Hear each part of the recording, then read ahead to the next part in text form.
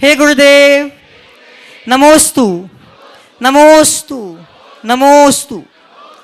बंधुओं, कुंडलपुर के बड़े बाबा की पावन छाया में 5 दिवसीय प्रवास के उपरांत शिव मार्ग के राही परम पूज्य गुरुदेव ने सत्संग ने अपनी राह पकड़ी और आज का यह शंका समाधान आप सभी लोग बांदकपुर की इस तरह से सुन रहे हैं और हम सभी लोग यहीं से परम पूज्य गुरुदेव के उद्बोधन को प्राप्त कर रहे हैं और अपनी नई दिशा को, जीवन की नई दिशा प्राप्त करने का लक्ष्य बना रहे हैं।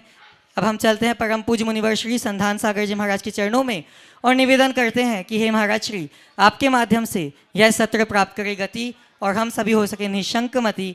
नमोस्तु। पर अपन ये शंका समाधान का सत्र प्रारंभ करें। सर्वप्रथम मैं बुला रहा हूँ श्रीमती उष्मा जी भारिल। गुरुवर के चरणों में त्रिवार नमोस्तु, मुनि संघ के चरणों में त्रिवार नमोस्तु। महाराज जी, हम श्रावकों के दान, पूजा, स्वाध्याय आदि सभी आवश्यक गुणों का पालन करते हैं, परंतु जब जैसे निमित्त मिलते हैं, मान लो क्रोध का निमित्त मिला तो क्रोध करते हैं, लोभ का निमित्त मिला तो लोभ करते हैं, काम का निमित्त मिला तो काम, मतलब जैसे निमित्त मिलते वैसे परिणत हो जाते हैं। तो इतने साल पूजा आदि करने के बाद भी हमारी परिणति में परिवर्तन क्यों नहीं आया? तो हम अपने धर्म में क्या ऐसा शामिल करें ताकि हम निमित्तों से अप्रभावित रहें और अपने निज स्वरूप में रह सकें? नमस्ते। सबसे पहले ये बताओ, पूजा करते क्यों, धार्मिक क्रियाएं करते क्यों? कल्याण के लिए या आत्मस्वरूप के लिए, नहीं प्राप्ति के लिए? ईमानदारी से बताओ। महाराज जी, मैं तो भावपूर्वक ऐसे ही करता हूँ, मतलब बिना किसी आकांक्षा के। अगर हम आत्मशुद्धि के लिए करते हैं तो हमें रोज अपने अंतरावलोकन की आवश्यकता है कि मेरी आत्मशुद्धि हो रही कि नहीं हो रही। सामान्यतः जब आप लोग कपड़ा धोते हो, साबुन रगड़ते समय बार बार ध्यान देते हो कि नहीं कि मैल छूट रहा है कि नहीं? देते हैं। तो ऐसे ही ये भी हमारे अंतश्चेतना के प्रक्षालन के आधार है। हम क्रिया तो कर रहे हैं, हम ये कहाँ देख रहे कि मेरी भीतर शुद्धि हो रही है या नहीं। हम लोग एक परंपरागत विश्वास से प्रेरित होकर ये सारी क्रियाएं करते हैं। हमारी ये धारणा रहती है कि इससे हमारा पुण्य बढ़ेगा, पुण्य बंधेगा। तो हम इन धार्मिक क्रियाओं को पुण्यवर्धक क्रिया के रूप में अंगीकार करते हैं। जिस दिन इन्हें आत्मशोधक अनुष्ठान मानकर करने लगोगे, जीवन बदलना शुरू होगा। तो धार्मिक क्रियाओं को इसलिए मत करो कि इससे हम पुण्य कमाएंगे। धार्मिक क्रियाओं को इसलिए करो कि इससे हम अपने जीवन को पुण्य बनाएंगे। पुण्य कमाने के लिए धर्म करना बहुत सामान्य है। पुण्य बनाने के लिए किया जाने वाला धर्म बहुत दुर्लभ है और वही असल धर्म है।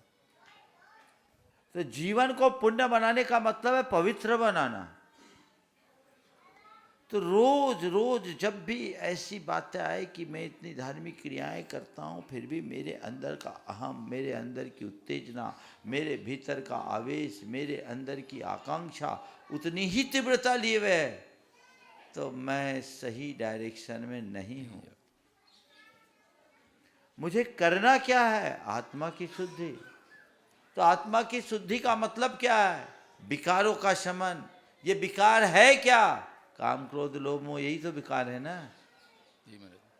इनको शांत करने के लिए जागरूक होना होगा। जब तक अंदर में जागरूकता नहीं होगी तब तक कुछ नहीं होगा। इसलिए आज से दृष्टि बदलिए। ये पुण्यवर्धक क्रिया तो है, पर मैं पुण्यवर्धक क्रिया के रूप में इन्हें नहीं करना चाहता।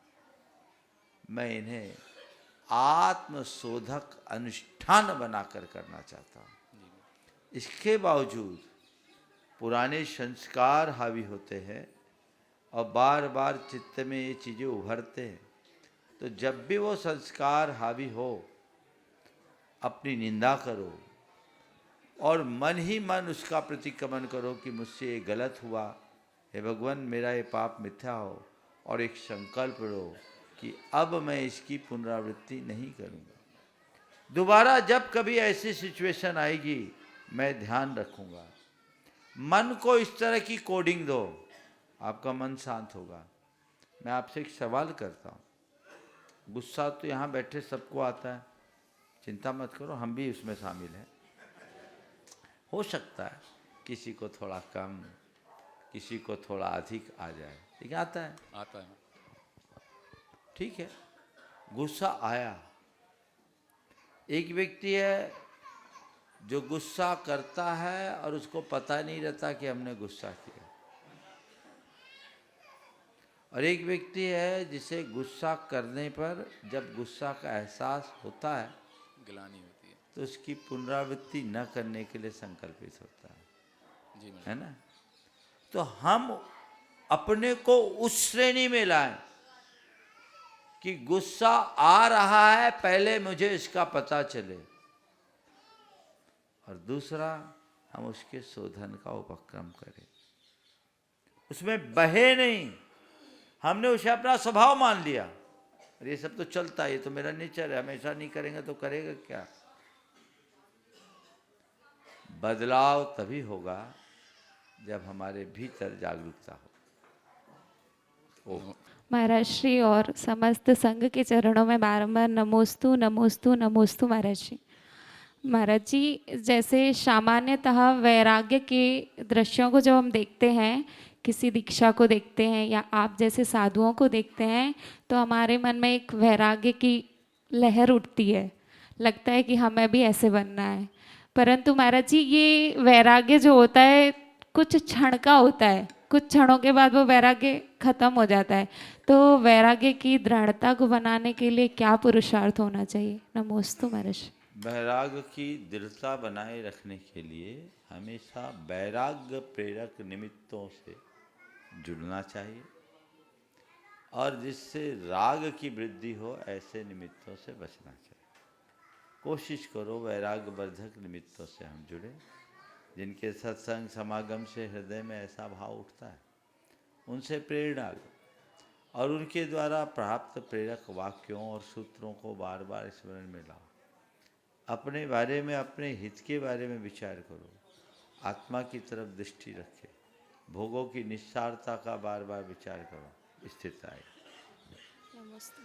प्रातिथि जैन डबुल्या। गुरुदेव के चरणों में बारंबार नमोस्तु नमोस्तु नमोस्तु। मुनि संघों के चरणों में बारंबार नमोस्तु नमोस्तु नमोस्तु। महाराज श्री, जैसे कोई श्रावक लोग व्रत लेते हैं, प्रतिमाएं व्रत का पालन करते हैं, और किसी अनुकूलतावश वो अभिषेक पूजन नहीं देख पाते, अभिषेक नहीं देख पाते, तो उनके मन में आकुलता बनी रहती है, तो उसका कोई उपाय बताइए।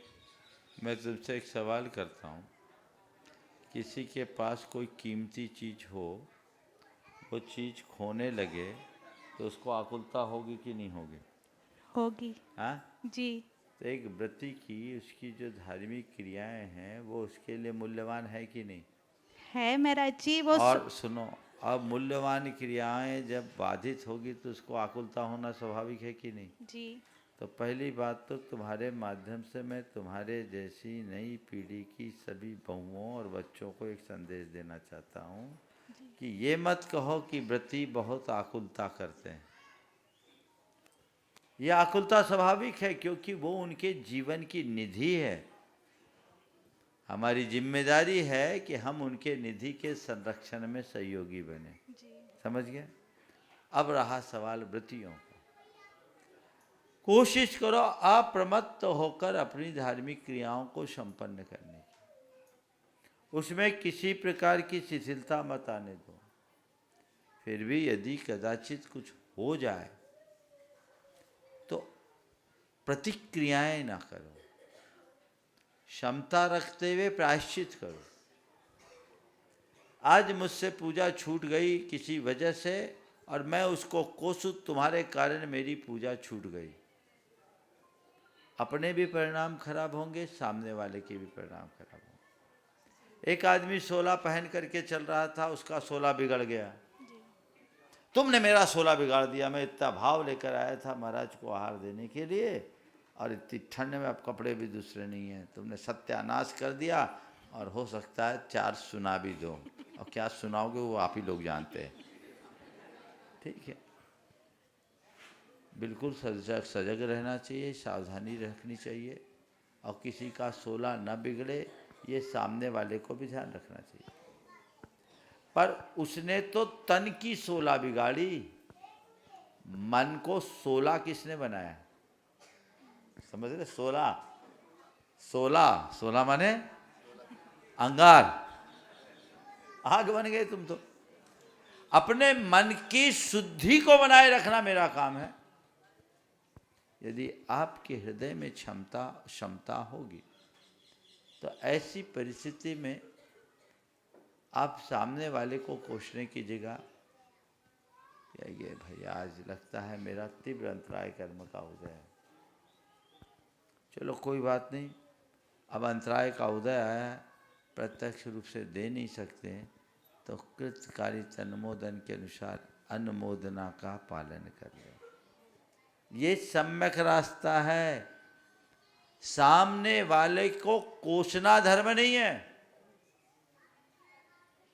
और फिर एक तीसरे उदारवादी आ रहा, चलता छुआई तो क्या फर्क पड़ता है, अपन तो पानी के छींटे दो और कर लो, ये शिथिलता है, ये भी गलत नहीं। शुद्धि बोल रहे हो तुम। देखो एक बात आप सबसे बोलता हूँ, बहुत सारे लोग झूठी शुद्धि बोलते हैं, जान रहे हैं कि हम अशुद्ध हो गए हैं, फिर भी आपने शुद्धि बोल दी। साधु क्या करेगा? साधु को तो कुछ नहीं, उसने तो आपके वचनों को प्रमाण मान लिया।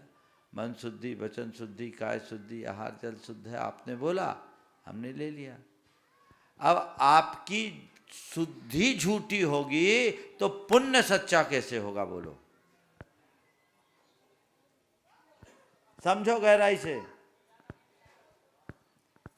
झूठ बोलकर किए गए कर्म का फल इन मौके पे धोखा देता है, जैसे कर्ण धोखा खाया था। ब्रह्मास्त्र कब भूला था? जब उसको जरूरत पड़ी थी। क्यों? कर्ण ने अपनी झूठी पहचान बताकर परशुराम से विद्या सीखी थी। सबको पता है कहानी। तो इसलिए इन सब बातों का ध्यान सबको रखना चाहिए। नमोस्तु महाराज जी। अगला और अगला प्रश्न कर रहे हैं अपने बीच में सागर से गुणायतन ट्रस्टी प्रेमचंद जी, संध्या जी जैन यहाँ पर उपस्थित है।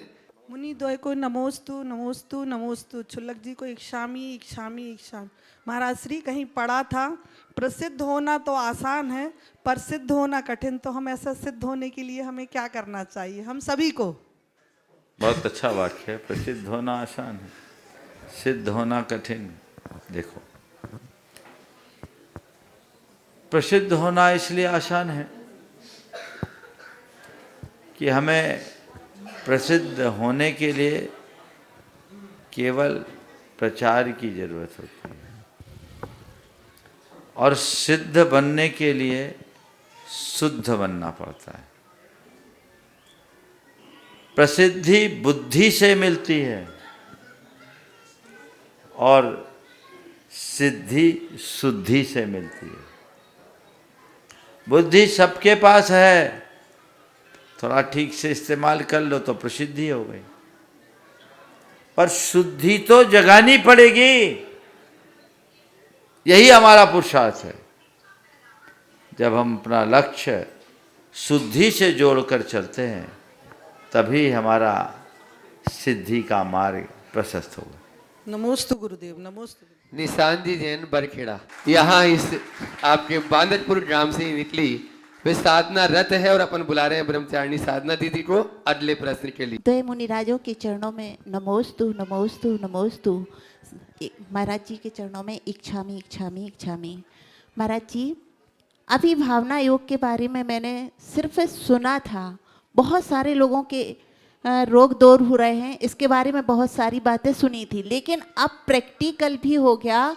जब प्रथम बार आपके पास सिहोरा आई थी और शिहोरा में आपके दर्शन किए थे, तभी से मैं ये भावना भा रही थी कि महाराज जी बांदकपुर कैसे आए, बांदकपुर आए, बांदकपुर आए, ये भावना मेरी प्रतिपल चल रही थी।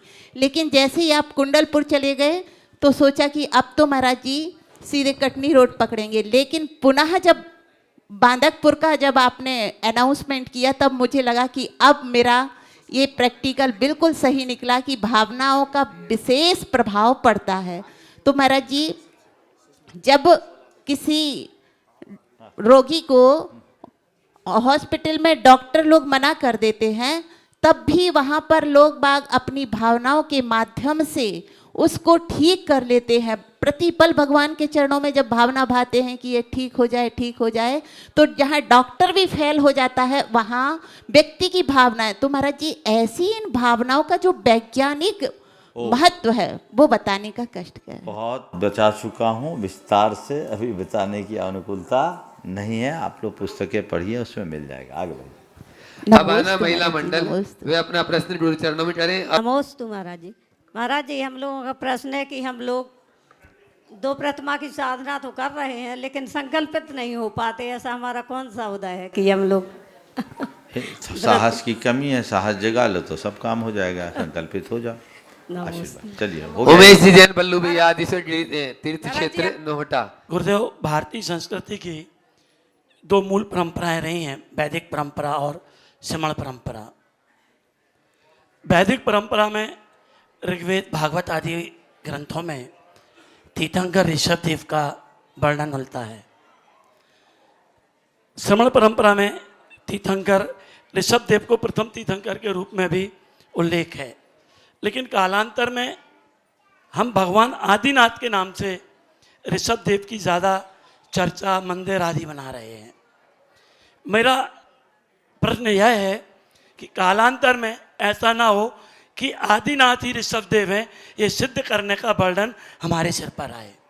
ऐसा नहीं है, आदिनाथ के कई जगह प्राचीन उल्लेख भी है। एक ग्रंथ में लिखा, अष्टषष्टिषु तीर्थेषु यात्रायाम यत् फलम भवेत् श्री आदिनाथस्य देवस्य स्मरण मात्रेणापि तद् भवेत्। वैदिक परंपरा में 68 तीर्थ है, उन 68 तीर्थों की यात्रा का जितना फल है आदिनाथ भगवान के स्मरण मात्र से उतना फल मिलता है। कई जगह मिलता है, तो ये चीज़ें हैं, पर्याय रूप में नाम में आते हैं। उन सबको एक दूसरे से कनेक्ट करके देखेंगे तो सिद्ध हो जाएगी। हाँ, सुषमा जी भारिल सागर से अपने बीच में। भारिल जी, नमोस्तु महाराज जी, नमोस्तु महाराज जी, नमोस्तु महाराज जी। महाराज जी, मेरा प्रश्न है कि वेदक प्रायोग्य काल क्या कहलाता है? कृपया विस्तार से समझा दें। ये सिद्धांतिक शब्द है। वेदक प्रायोगिक काल एक ऐसा काल जिसे हम बोलचाल की भाषा में बोले तो जब तक वह क्षोभम सम्यक दर्शन के धारण करने के योग्य होता है तब तक का काल वेदक प्रायोगिक काल होता है जी।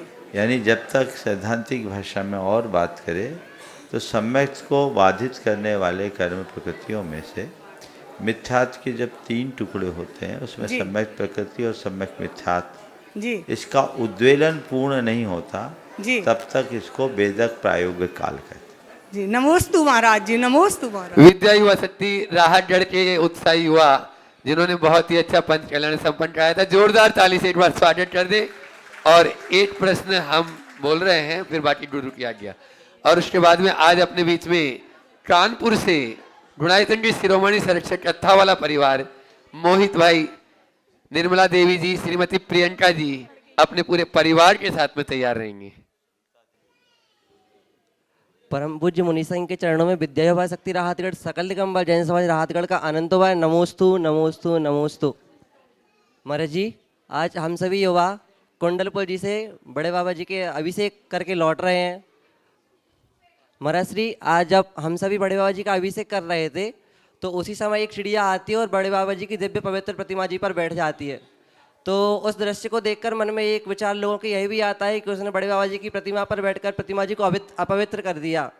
और वहीं दूसरा चिंतन ये आता है कि उस चिड़िया का भी ऐसा कौन सा पुण्य है कि उसने बड़े बाबा जी की प्रतिमा को पवित्र कर लिया, तो स्पर्श कर लिया। तो महाराज जी, ऐसे दृश्य देखकर मतलब क्या चिंतन करना चाहिए, क्या भाव मन में आना चाहिए? ये बता, तुम बड़े बाबा को छूना चाहते हो कि नहीं? बिल्कुल महाराज जी, बिल्कुल। तो तुम अपने बुद्धि से छूते हो, चिड़िया अपने बुद्धि से छूती है। तुम्हारे छूने से बड़े बाबा अपवित्र होते हैं कि तुम पवित्र बनते हो? हम पवित्र बनते हैं महाराज। तो चिड़िया आपसे के छूने से बड़े बाबा अपवित्र होंगे कि चिड़िया पवित्र होगी महाराज जी? उल्टा मत सोचो, ठीक है ना? नमस्ते महाराज। पूछो। महाराज जी, ये जो नारा लगाते हैं जैन साधु देख लो त्याग करना सीख लो, ये नारा लगाना उचित है या अनुचित? इसको सिखा रहे हो भैया, खुद तो सीखो पहले। देखो, कभी भी उत्तेजना परक नारे नहीं लगाना चाहिए, जयकार परक नारे लगा। और नारे भी इस तरीके से लगाओ जिसमें लय हो, सुनने वाले का मन झूम उठे, उसको आनंद आए। पत्थर फेंकने की तरह नारा नहीं लगा। कोई ये इनकलाबी अभियान नहीं है, कोई राजनीतिक रैली नहीं है। इन बातों का ध्यान रखना चाहिए। नमोस्तु और आज अपने बीच में, जैसा आप सभी जानते हैं, गुणायतन के शिरोमणि संरक्षक और दान में हमेशा अग्रणी परिवार, कथा वाला परिवार, श्रीमती निर्मला देवी जी, मोहित जी, श्रीमती प्रियंका जी और ब्रह्मचारिणी सुनीता दीदी बांसा। सुनीता दीदी भी आ जाए। एक बार जोरदार तालियों से पूरे लोग, सभी लोग एक साथ तालियों के साथ में इनका स्वागत करें। और मैं चाहूंगा यहाँ की बांदरपुर कमेटी उनका स्वागत अभिनंदन कर देगी। अध्यक्ष मंत्री जी यहीं पर आकर, महिला मंडल से 2 महिलाएं भी आ जाएं, और साथ में जो अहरनिश गुरु सेवा में लगे रहते हैं गुणायतन के ट्रस्टी विक्की भाई, विवेक भाई, वे भी आ जाएं। और आज अपने शिरोमणि संरक्षक आगंतुक अतिथि का मोहित भाई और उनके पूरी परिवार, निर्मला देवी जी आदि का स्वागत अभिनंदन करेंगे। और मैं चाहूंगा इस अवसर पर मोहित भैया और निर्मला जी अपना प्रश्न भी गुरु चरणों में करेंगे। नमोस्तु महाराज जी, नमोस्तु महाराज जी, नमोस्तु महाराज जी। मेरे हृदय में बहुत दिनों से एक प्रश्न है महाराज श्री, वैराग्य क्यों होता है, कैसे होता है? बहुत अच्छा सवाल। पहले तो मैं हाँ, हो गया सवाल पूरा कर लो। आदिनाथ भगवान को नृत्य देखते हुए उसका शरीर शांत हो गया, उससे वैराग हुआ। नेमिनाथ भगवान को इतने सारे जानवर देख के वैराग हुआ। क्या दुख से ही वैराग्य होता है? सुख में वैराग्य कहाँ, कैसे, क्यों प्राप्त हो सकता है, ये जानना चाहते हैं। बहुत अच्छा सवाल, आपका बहुत अच्छा सवाल है। हो गया। वैराग्य क्या केवल दुख से ही आता है? सुख से वैराग्य नहीं आता। भगवान महावीर के वैराग्य को परखो। भगवान महावीर को वैराग्य क्यों हुआ, कभी विचार किया? भगवान महावीर को ऊपर से कोई कारण नहीं मिला, लेकिन भगवान महावीर ने अपने सारे सुख साधनों को देखा, लेकिन उस समय की समसामयिक परिस्थितियों ने उनके चित्त को फेर दिया। उनने देखा कि नारी जाति का घोर उत्पीड़न हो रहा है, मानवता करा रही, हिंसा और अराजकता का नंगा नृत्य हो रहा, धर्म के नाम पर हिंसा को बढ़ावा मिल रहा है, क्रूरता दिनों दिन अपने पांव पसार रहे हैं, और मैं सुख भोगी बन करके जी रहा हूं। मेरा ये सुख व्यर्थ है। अब मुझे आगे बढ़कर अपनी आत्मा का अंतर मंथन करना है और लोगों को एक ऐसी राह बतानी है जो इस धरती को हिंसा से मुक्त कर सके। वे धरती का आंसू पोंछने के लिए निकले। वहां तो ऐसा कोई वैराग्य जन निमित्त नहीं मिला। अन्य तीर्थंकरों के जीवन में भी ऐसे कई प्रसंग हैं। आपका सवाल ये बहुत स्वाभाविक है कि ज्यादातर वैराग दुख से ही क्यों होते हैं? इसलिए होते हैं कि वैराग दुख से निर्वृत्ति का ही मार्ग है। जब तक हम दुख से मुक्त होने का भाव नहीं जगाएंगे, वैराग्य कैसे होगा? तो जब हमें दुख दिखता है तो दुखों की जटिलताएं भी दिखती है। जब हम अपने बाहरी दुख को देखते हैं तो गहराई में उतरने में हमें हमारा सुख भी दुख दिखने लगता है। और वैराग है क्या? भौतिक सुख को दुख समझना, यही असली वैराग्य है। उनके प्रति उपादेय बुद्धि ना होना, यही वैराग्य है। ऐसा वैराग्य किसी को भी हो सकता है। और मैं तो कहूँगा, तुम्हें दुख आए तब वैराग्य करना, ये बड़ा उथला वैराग्य है। सुख में भी वैरागी बने रहना असली वैराग्य है। घर में रहते हुए भी वैरागी बनो। एक बात अपने मन में बैठा दो, मेरे पास है, मेरी नहीं। वैराग्य का पहला लक्षण क्या है? धन संपत्ति परिवार परिजन इनके प्रति आसक्ति से बचना ही तो वैराग्य है। सूत्र क्या है? मेरे पास है, मेरे नहीं है। ठीक। दूसरा, जो भोग सामग्री है इसमें सुख नहीं, केवल वेदना का प्रतिकार है, और ये सबका अनुभव है। जैसे हम लोग अक्सर नकारते हैं। एक सवाल करता हूं, प्रचंड गर्मी का समय, प्यास के मारे कंठ सूख रहा है, मीलों पैदल चलकर आए और किसी ने तुम्हें ठंडा ठंडाई पिलाया, सुख मिलेगा कि नहीं? बोलो, माइक पे बोलो। मिलेगा। ये सुख क्यों मिला? ठंडाई पीने से मिला? ठंडाई पीने से ही मिला ना। एक गिलास ठंडाई पिला दिया, फिर दूसरा गिलास ऑफर किया, अब क्या होगा? माइक चालू रखो। सुख की अनुभूति बोलो। सुख की अनुभूति कम होती जाएगी। और तीसरा पिलाया तो जबरदस्ती हो जाएगा। और चौथा पिला दिया तो कहेंगे अब बस करो। अब सवाल देखो, जो सुख मिला वो ठंडाई पीने से मिला या प्यास के बुझने से? ठीक बात है, प्यास के बुझने से। इसका मतलब ठंडाई का सुख चाहिए तो उतनी प्यास जगाओ, इतनी प्यास जगाओ। माने पहले दुख लाओ तब सुख मिलेगा। बस यही समझ लो, ये सुख नहीं है, वेदना का प्रतिकार है, जो अल्पकाल के लिए होता है। कोई भी साधन आप अपनाओगे उससे जो सुख मिलेगा अल्पकालिक सुख मिलता है, इसमें सार नहीं। इसे ही समझने का नाम वैराग्य है, और यह जिसके जीवन में घट गया उसका जीवन तर गया। आपका आशीर्वाद चाहिए आचार्य जी, वैराग्य जरूर प्राप्त हो, ऐसा आपका आशीर्वाद। बहुत सुंदर।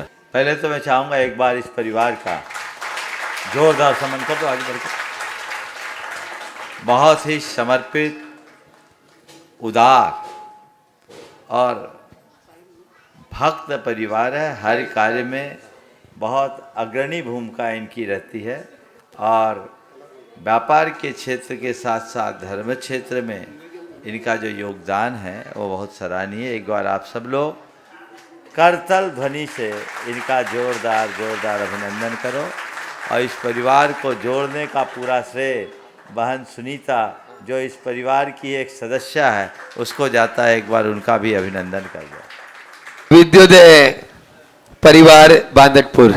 सारे तीर्थ धाम आपके चरणों में, सवाल कर लो तो हे मेहरबानी। गुरुदेव प्रणाम के चरणों में। महाराज श्री, हम विद्योदय परिवार का क्वेश्चन है कि मोक्ष सुख की प्राप्ति के लिए हम सभी की दिनचर्या कैसी होनी चाहिए? मोक्ष सुख की प्राप्ति के लिए हम लोगों की दिनचर्या कैसी होनी चाहिए? देखो, जो शास्त्र कथित बातें उनका अच्छे से अनुपालन होना चाहिए। कम से कम अपने जीवन में श्रावक पने को लाओ।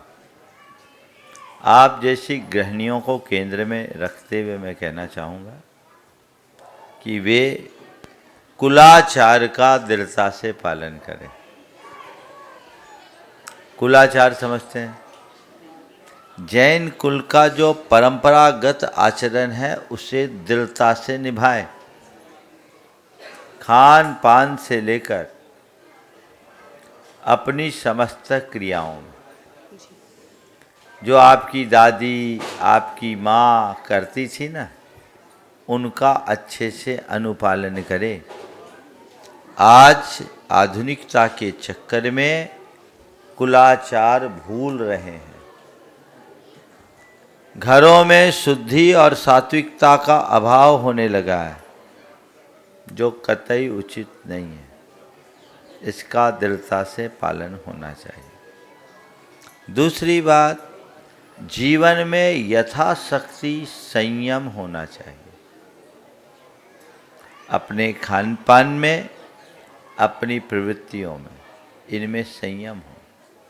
तीसरी बात, देव आराधना, गुरु पूजा, उपासना नियमित होना चाहिए। पूजन और दान जो गृहस्थोचित कर्तव्य है वो होना चाहिए।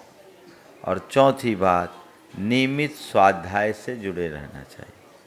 एक गृहस्थ के लिए ये 4 बातें अगर जुड़ जाए तो वो अपना पथ प्रशस्त कर सकता है। दिल्ली से अपने बीच में आशीष रोहित संजय जी जैन। नमोस्तु गुरुदेव। अब डीएलएफ मोती नगर से हम लोग सब आए हैं दिल्ली से आपके दर्शन के। गुरुदेव, हमारा सवाल ये है गुरुदेव, अगर हम रोज धर्म की बातें करते हैं और फिर भी हमारा स्वभाव नहीं बदलता, खासतौर दिल्ली वासियों का, तो क्या हम धर्म जी रहे हैं या सिर्फ धर्म सुन रहे हैं गुरुदेव? और दोनों में फ़र्क क्या है? हमें क्या एक्चुअली करना चाहिए गुरुदेव? किसी को अगर कोई क्रॉनिक बीमारी हो, है ना, और 25 mg की गोली खा लो तो कुछ असर होगा क्या? बोलो। नहीं होगा जी। बीमारी क्रॉनिक है, 1000 mg की टेबलेट चाहिए, और वो भी लगातार साल भर के लिए 3 खुराक रोज, और आप ले रहे हो 25 mg की, वो भी दिन में 1 खुराक, तो असर कैसे पड़ेगा? ध्यान रखना, धर्म की क्रियाएं निरर्थक नहीं होती, क्रिया करने वालों की कमजोरियां उसे निरर्थक बना देती है। तो हम जो धर्म की क्रिया करें वो थोड़ी तत्परता से करें। हमारे संस्कार बहुत पुरातन है, ये बीमारी आज की नहीं है, क्रॉनिक है, तो ट्रीटमेंट भी लंबा चलेगा और पुख्ता चाहिए। किसी को मस्तिष्क का मलेरिया और तुम केवल कह रहे हो कि क्रोसिन खा के काम चला लो, क्या ये संभव है? नहीं गुरुदेव। मलेरिया है, क्रोसिन खाने से तो काम नहीं चलेगा ना। उसके लिए तो आपको वही डोज लेना होगा। तो हम पहले देखें कि मेरा धर्म है कैसा, सतही है या गहरा है, और मुझे अपना सुधार करना है, ये ध्यान में रखो। तो जो कर रहे हो उतने मात्र में अपने आप को कृतार्थ मत समझो। मुझे तब तक धर्म करना है जब तक जीवन न बदले, और उतना धर्म करना है जो जीवन को बदल दे। और इस बदलाव के क्षेत्र में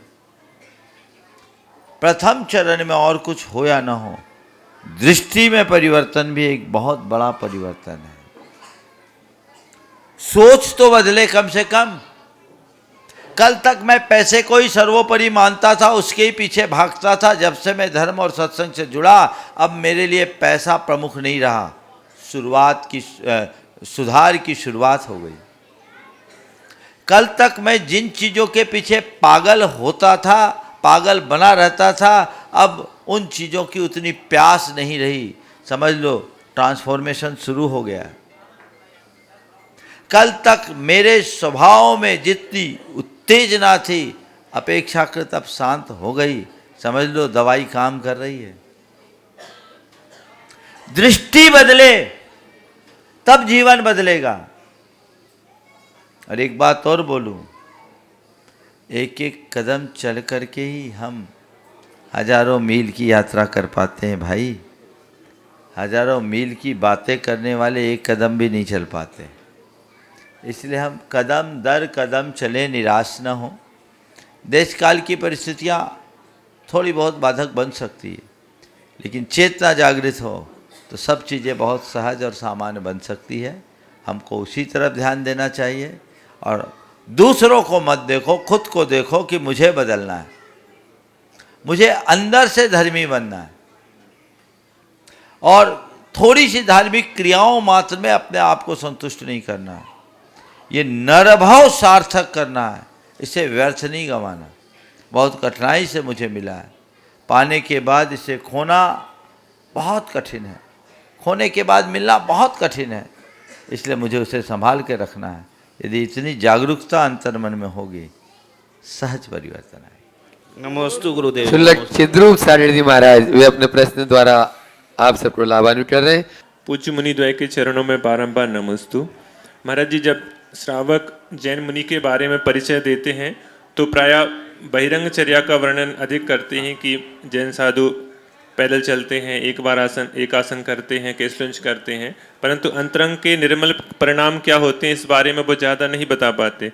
तो एक जैन साधु का किस प्रकार से परिचय दिया जाए ताकि वो सही से उस जैन साधु से परिचय प्राप्त कर सकें? नमोस्तु महाराज। देखिए, जैन साधु के बारे में जब भी आपको बताना है, जैन धर्म और जैन साधु दोनों के विषय में आप लोगों को बताते समय कुछ खास बातों का ध्यान रखना। पहले मैं जैन मुनि की बात करता हूँ, फिर पहले जैन धर्म की बात करूँगा, फिर जैन मुनि की बात। जैन धर्म के विषय में जिस तरह की बातें होती है उसको देख करके एक ही बात आती, जैन धर्म बड़ा कठोर धर्म है। क्यों? आप लोग जैन धर्म की जब भी बातें करते हैं, बड़े बड़े नियमों की बातें करते हैं, जैन धर्म में ऐसा करना पड़ता है, वैसा करना पड़ता है, ये करना पड़ता है, वो करना पड़ता है। नहीं, जैन धर्म की जब भी बातें करो तो आप कहो कि जैन धर्म एक इतना सरलतम धर्म है जो कुत्ते बिल्ली को भी धर्म पालन करने का अधिकार देता है। मनुष्यों की बात तो जाने दीजिए, छोटे छोटे प्राणियों को भी धर्मी होने का अधिकार देता है। जैन धर्म ऐसा धर्म है। आप बताइए कि जैन धर्म अपने प्रति किए गए बड़े बड़े अपराधी को भी क्षमा करने की बात करता है, जैन धर्म मैत्री की बात करता है, जैन धर्म करुणा की बात करता है, जैन धर्म संवेदना की बात करता है, जैन धर्म अहिंसा की बात करता है, जैन धर्म अपरिग्रह की बात करता है।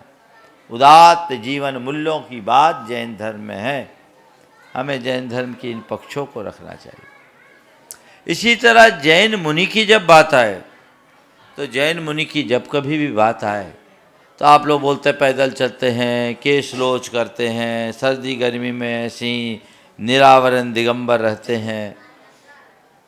निश्चित इन सब क्रियाओं को देखकर लोगों को लगता है कि जैन मुनि का धर्म बड़ा कठोर होता है। एक बार एक पत्रकार ने मुझसे ऐसे ही सवाल किया, बोले महाराज जी आपके जीवन तो बड़ा कष्टमय है। सीधा सा सवाल किया, कष्टमय? ऐसे दिसंबर का महीना था, कड़क ठंड थी, हमारा बिहार चल रहा था उत्तर प्रदेश में। उन दिनों में टुंडला से बिहार कर रहा था, और उधर तो अभी देखते हैं जहाँ तो थोड़े बहुत धूप के दर्शन हो जाते, वहाँ तो धूप भी नहीं मिलती।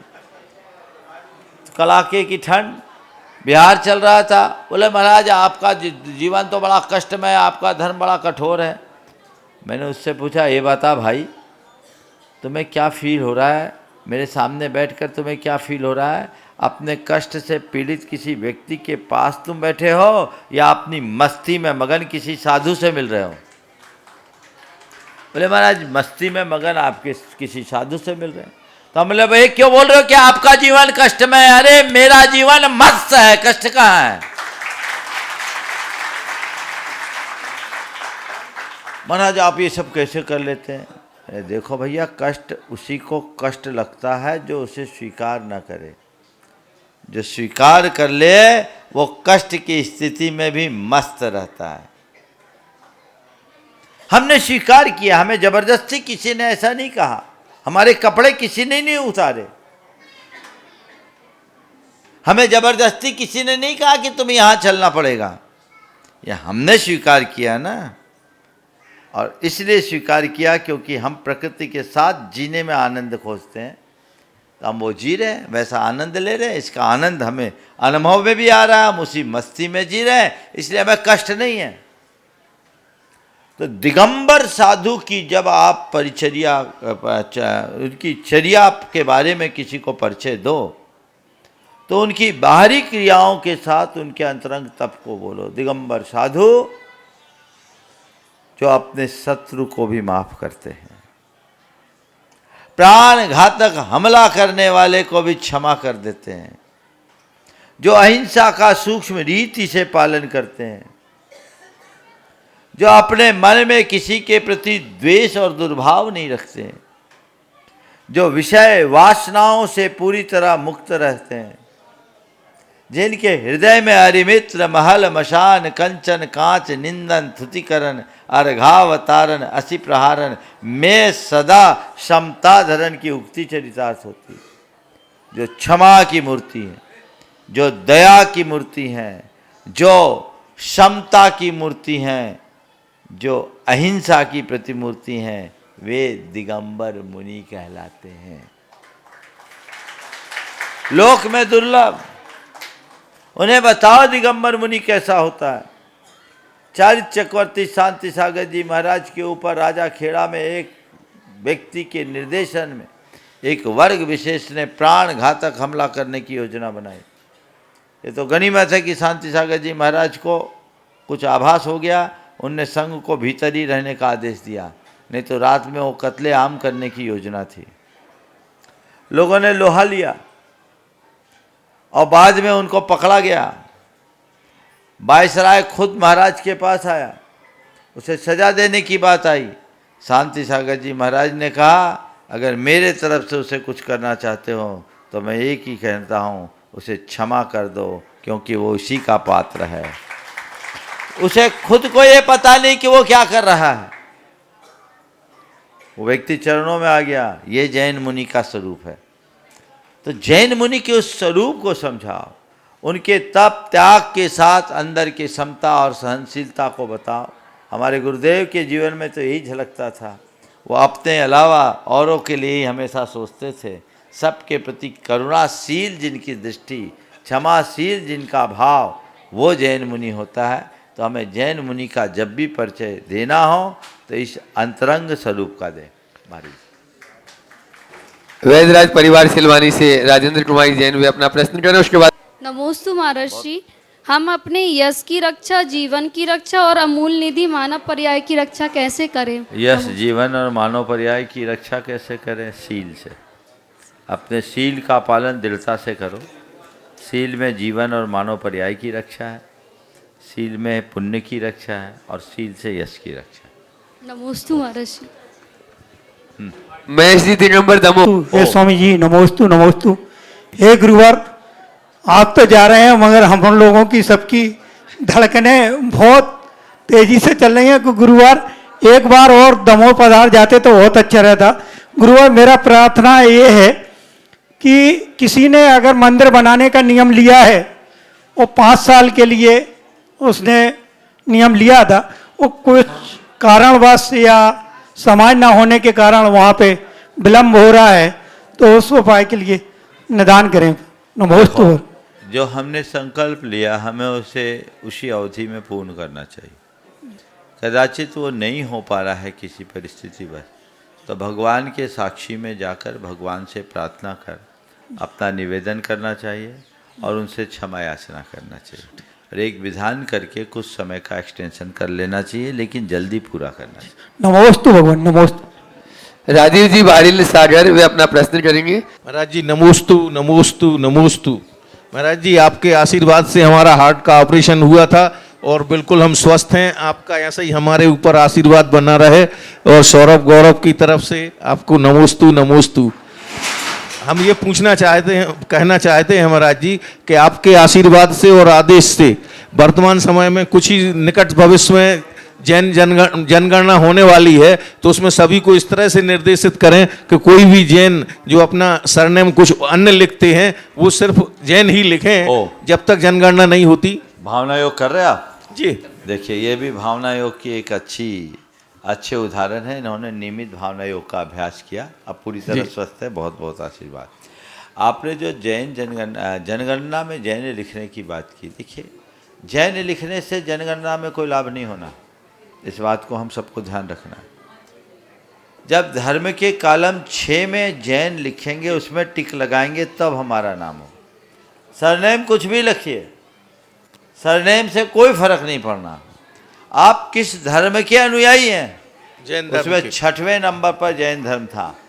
अब इस बार क्या है उसको देख लिया जाए, छठवें पे ही होगा। जी, छठवें में ही है। तो छठवें में आप निशान लगाइए, और जो भी हो मैं इसके और विशेषज्ञों से परामर्श करके एक समय पर लोगों को निर्देश दूंगा। बहुत बहुत धन्यवाद। नमोस्तु महाराज जी, नमोस्तु।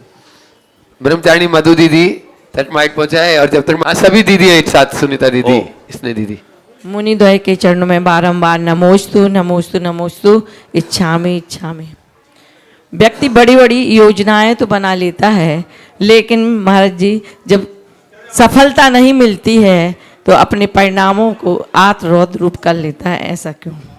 इसलिए कि क्षमता से बड़ी योजना बना लेता। अरे उतना ही करो ना जितने बश की हो। तेते पाँव पसारिए जेती लांबी 100। चलिए नमोस्तु महाराज। दुर्ग से अपने बीच में नेमिचंद विजय कुमार जी, अजय कुमार जी और ज्योत्सना जी जैन, वे अपना प्रश्न कर रही हैं, और शशि जी गुड़गांव तैयार रहेंगे इसके बाद में।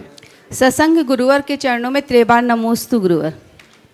गुरुवर, मेरी शंका है कि हम अपने स्त्री पर्याय को क्षय करने के लिए ऐसे कौन से धार्मिक सर्वश्रेष्ठ कार्य करें जिससे कि हमारा पुण्य भी पुरुषों के समान प्रबल हो सके और हम श्री जी का अभिषेक और चरण वंदन कर सकें। स्त्री पर्याय से क्यों बचना चाहती, संसार से बचना क्यों नहीं चाहती? स्त्री पर्याय महाराज जी, इनको देखते हैं महाराज जी जब सुनो तो, यही तो कमी है तुम लोग, पर्याय दृष्टि। अरे आत्मा न स्त्री है न पुरुष है, उसको देखो ना। ये क्यों सोच रही कि अनादि से स्त्री बनी हुई हो क्या? आज जितने स्त्री है ना अनंतों बार पुरुष बन चुके, और जो पुरुष है वो अनंतों बार स्त्री और नपुंसक बन चुके। इसलिए छेदना है तो संसार को छेदो, स्त्री पर्याय को नहीं। ओम नमोस्तु गुरु। शशि जी जैन गुड़गांव। वो तैरते तैरते डूब गए जिन्हें खुद पे गुमान था, और वो डूबते डूबते तर गए जिन पर तुम मेहरबान थे। हे गुरुवर, नमोस्तु नमोस्तु नमोस्तु। महाराज श्री, ये मेरा प्रश्न मेरी सहेलियों का है। वो ये कहती हैं कि हमने जो हमारे से बुजुर्ग थे हमने उनकी भी सेवा की, और अब आने वाली जो जनरेशन है वो कुछ करती नहीं है, तो सारा काम हम ही कर रहे हैं। तो हम इसको कैसे बैलेंस करें कि, और अब हमसे इतना काम बनता भी नहीं है, तो हम क्या करें? ऐसा है कि जनरेशन में बहुत बड़ा चेंज है, तो दोनों तरफ को झेलना तो पड़ता ही है। तो मैं तो समझता हूँ इसको थोड़ा सकारात्मक रूप से ऐसा सोचा जाए कि हम इस अर्थ में बड़े भाग्यशाली हैं कि हम उनको भी झेल लिए, इनको भी झेल लिए, यानी हम मजबूत हैं और बाकी लोग कमज़ोर है। उपाय और कुछ नहीं हो सकता। ठीक है।